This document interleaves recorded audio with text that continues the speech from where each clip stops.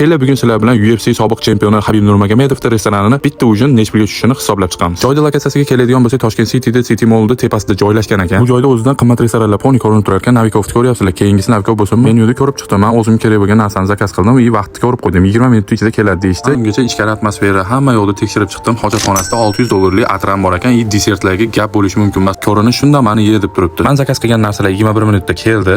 Bitta narsamiz olib kelishmadi. O'shani kutib turdik. Qani u qancha vaqtda kelar ekan? Hozirgi zakaz qilgan narsalarimni 3 kishiga zakaz qilganman.